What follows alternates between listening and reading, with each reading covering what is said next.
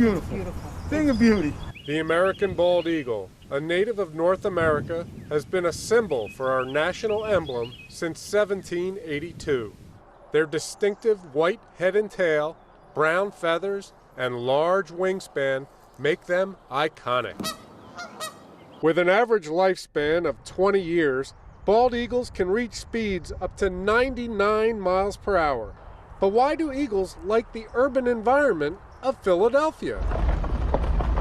I traveled to the John Hines National Wildlife Refuge near the Philadelphia International Airport. That's where Garrett White, a biological science technician and expert on bald eagles, provided his insight on these amazing creatures and why two of them have been calling the refuge home for more than a decade. They can see 4 times farther than people can, and it's been presumed that they could see a hare moving in the grass a mile away. This pair of eagles has been nesting here for about a decade, and they return to this same area. Some years they're successful, some years they're not, but they always come back to this nest here. The nest itself is actually really large. You can kind of see that opening where there's like a little dark dot right against the trunk. How's that for a shot? They first started coming here in 2010. Eagles are looking for enough area territory that has enough food to raise their young. Generally corresponds to about 1,500 acres or so, and John Hines is about 1,000 acres. So there's ample space here for an eagle to be able to raise a successful nest.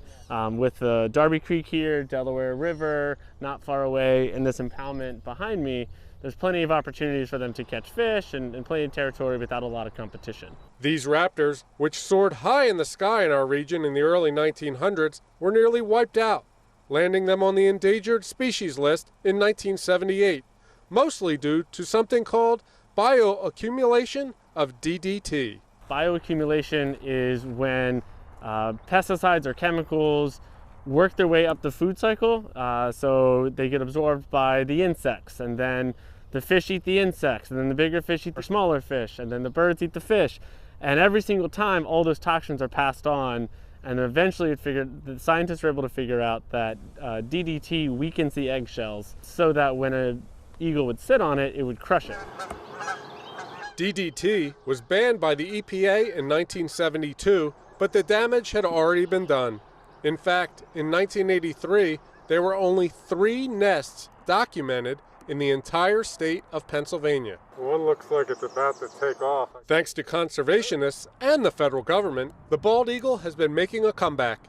They were taken off the endangered species list in 2007 and can now be seen in a host of other places in the Delaware Valley. One of those places is a section of Pennypack Park near Kern-Fromholz Correctional Facility, where the creek meets the Delaware River. This is where Patty and Pete, which they have been named by locals, have also made a nest. Eagles are very adaptable. As long as there's a waterway where they can get fish, which is the primary source of their diet, then they can make their nest and be safe. They're just looking for high areas without a lot of predators to attack their eaglets. Now that you know that bald eagles can be found in the Philadelphia region, there are a few things you want to take note of, especially if you come bird watching to a place like John Hines Refuge.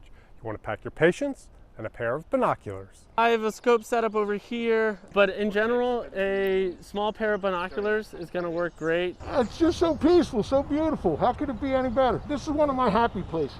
It's a sight to see. Come down and see it.